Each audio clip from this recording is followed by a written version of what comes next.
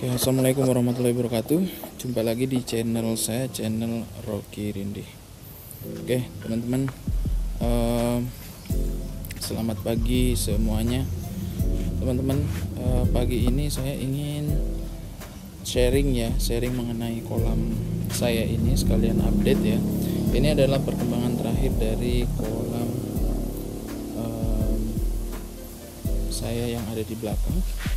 Ini adalah kolam kura-kura, guys. Nah, di video sebelumnya saya membahas tentang sistem filtrasi alami seperti ini. Ini sudah mulai tumbuh ya tanamannya, sudah mulai rimbun untuk sistem filtrasinya, cuman dia belum saya kasih mesin. Kemudian di atas ini adalah tanaman eceng gondok, dan di samping-sampingnya juga vegetasinya sudah mulai tumbuh. Dan kemarin terakhir saya tanam pohon tanaman itu. Oke, teman-teman,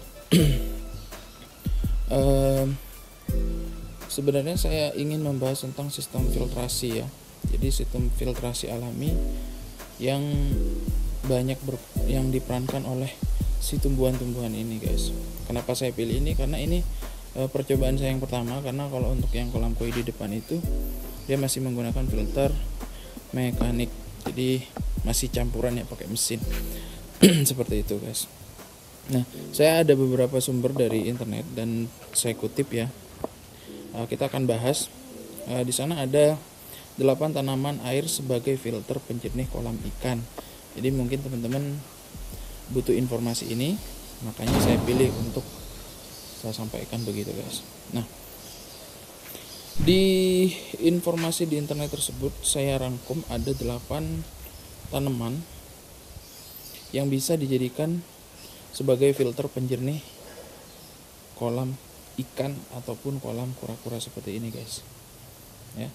Yang pertama, selain sebagai hiasan ya, tanaman itu bisa juga dimanfaatkan sebagai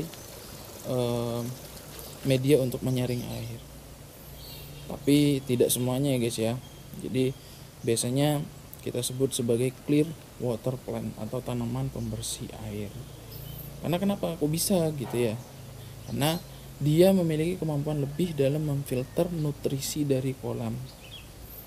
Seperti yang kita ketahui, kolam ikan maupun kolam yang kita buat di rumah itu akan seringkali terancam bahaya amoniak, guys. Jadi kalau kalian belum paham atau belum mengerti itu, kadang-kadang kenapa ikan sering mati itu karena mungkin kadar amoniaknya terlalu tinggi.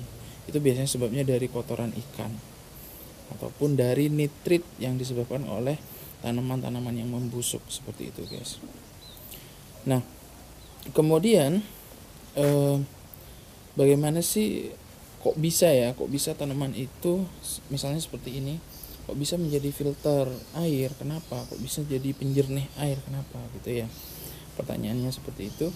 Karena memang tanaman-tanaman yang saya maksud ini ya, dia memiliki sistem akar yang luas, guys, untuk menyerap nutrisi dan tingkat metabolismenya itu tinggi, sehingga sangat efektif untuk menghilangkan fosfat atau nitrat seperti amoniaknya akan diserap oleh akarnya, seperti itu, guys. Nah, seperti kalian ketahui, kalau tanaman-tanaman seperti ini dia butuh air yang lebih atau air yang mengalir atau air yang menggenang, seperti itu, guys. Nah, tanaman pertama yang bisa kalian gunakan untuk menyaring air atau memfilter air supaya tetap jernih atau bersih dan sehat juga untuk ikan-ikan atau kura-kura kalian, yang pertama adalah floating pond plant ya. Contoh tanaman air floating pond plant ini ya eceng gondok ini. Nah, seperti ini, guys. Pertama itu ya. Kemudian ada yang namanya seledri air. Bentuknya sama kayak seledri, cuman dia tinggalnya di air, tumbuhnya di air gitu, guys. Media yang biasanya digunakan untuk nanam itu bukan sebaiknya ya bukan tanah gitu ya, supaya tetap bersih juga. Jadi bisa menggunakan keranjang jaring atau kerikil guys, seperti itu. Kemudian iris Jepang. Iris Jepang nanti akan saya tampilkan ya gambarnya di sini, karena di sini saya tidak menggunakan itu. Kemudian selanjutnya ada selada air guys. Selada air itu yang sayuran yang sering kita buat makan gitu ya. Biasanya untuk campuran salad itu selada air biasanya guys. Nah ini mirip guys, mirip selada air tapi ini bukan selada air. Nah, saya gunakan ini memang karena apa ya? Karena dia tumbuhnya di air, tumbuhnya di genangan, tumbuhnya di aliran air, kemudian sistem akarnya itu sangat luas guys. Jadi saya rasa ini efektif untuk menyerap amoniak ataupun nitrit dan nitrat yang ada di air gitu guys. Kemudian pickerel plant nanti akan juga saya tampilkan. Itu juga biasanya kalau di danau itu biasanya ada di tepian. Daunnya mirip-mirip seperti daun apa ini, pisang ya, tapi dia cenderung lebih pendek kayak melati air seperti itu guys. Nanti saya tampilkan. Kemudian taro plant atau suku talas-talasan, talas air. Ini biasanya dijumpai di selokan ya, di selokan-selokan yang masih asri itu banyak sekali. Kemudian selanjutnya ada water lily atau suku teratai-teratayan. Jadi jenis teratai tertentu, tapi sebenarnya ini dia bekerjanya bukan melalui sistem akar yang menyerap nutrisi di dalam air guys, enggak, tapi dia bekerjanya adalah menutupi permukaan air dengan menggunakan daunnya supaya matahari tidak langsung masuk. Jadi perannya hampir sama dengan eceng gondok. Nah kalau eceng gondok ini dia mempunyai sistem akar yang sangat luas atau besar, panjang ya, dimana dia akan menyerap nutrisi di dalam air guys, nutrisi yang tidak dibutuhkan oleh ikan, yang berbahaya untuk ikan, dia akan serap, dia akan makan untuk metabolisme tumbuhan eceng gondok ini. Dan kalau eceng gondok ini untuk akarnya bisa digunakan untuk berlindung anak-anak ikan atau bertelur atau berkembang biak guys. Nah kalau yang lili tadi atau teratai, dia perannya hanya menutupi permukaan kolam dari sinar cahaya matahari langsung. Jadi bagaimanapun kolam yang baik itu mestinya tertutup sekitar 60 atau 70% bagian permukaannya. Jadi saya rasa kalau misalnya teratai itu sangat efektif seperti itu guys. Nah, untuk yang di kolam depan itu saya gunakan teratai. Kemudian terakhir oxygenating plant atau tanaman oksigenasi. Saya di depan menggunakan tanaman itu untuk kolam kecil saya, kolam nila dan kolam ikan emas ya. Saya gunakan itu karena memang itu sangat efektif guys, dan saya tanpa filtrasi mesin pun atau air menggenang saja pun dia akan tetap jernih sekali guys. Sampai sekarang tidak pernah saya kuras, tidak pernah saya bersihkan, airnya tetap jernih. Saya hanya memanfaatkan tanaman itu saja. Nanti akan kami tunjukkan juga. Begitu guys.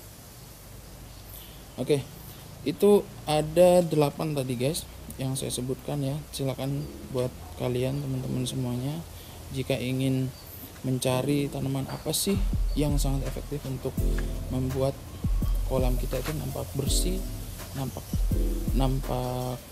jernih, dan yang paling penting itu sehat juga untuk biota kolam kita guys, supaya ikannya sehat, kura-kuranya sehat, tanamannya juga sehat guys. Saya sebutkan lagi, tanaman yang pertama adalah floating pond plant. Itu seperti eceng gondok ini, pokoknya dia yang mengapung, tumbuhan mengapung di air. Kemudian seledri air. Ketiga, iris Jepang atau water iris. Keempat, water cress atau selada air. Kemudian picker plant yang saya sebutkan tadi seperti melati air ya, seperti di kolam koi saya di depan sana pakai melati air. Kemudian ada suku talas-talasan atau taro plants. kemudian atau ada water lily atau suku teratai-teratayan. Kemudian terakhir ada oxygenating plants atau tanaman oksigenasi. Nah, kalau tanaman oksigenasi ini dia hanya ini ya, tidak memiliki tidak tergantung ke media tanam ya sebenarnya. Dia mengapung di air saja begitu. Kemudian dia hebatnya lagi dia menyerap makanan dari daun maupun akarnya seperti itu, guys. Oke. Itu saja video dari saya, guys. Mudah-mudahan ini bisa menjadi referensi buat kalian supaya kolam kalian lebih sehat, kolam kalian lebih indah juga dengan tanaman-tanaman yang kalian tanam di situ. Jadi usahakan ketika membuat sesuatu harus ada tujuannya, guys. Ketika kalian menanam sesuatu, usahakan tanaman itu bermanfaat untuk lingkungan kalian atau ekosistem kolam yang kalian buat seperti itu, guys. Jadi sama-sama menguntungkan. Jadi jangan sampai kalian menanam tanaman tapi tidak memiliki manfaat atau malah justru menimbulkan masalah baru di dalam kolam kalian. Misalnya yang bukan seharusnya ditanam di kolam malah ditanam, nanti akhirnya membusuk dan membuat ikan-ikan mati seperti itu, guys. Oke, cukup sekian video dari saya. Terima kasih sudah menonton sampai dengan selesai. Saya akhiri. Assalamualaikum warahmatullahi wabarakatuh. Bye.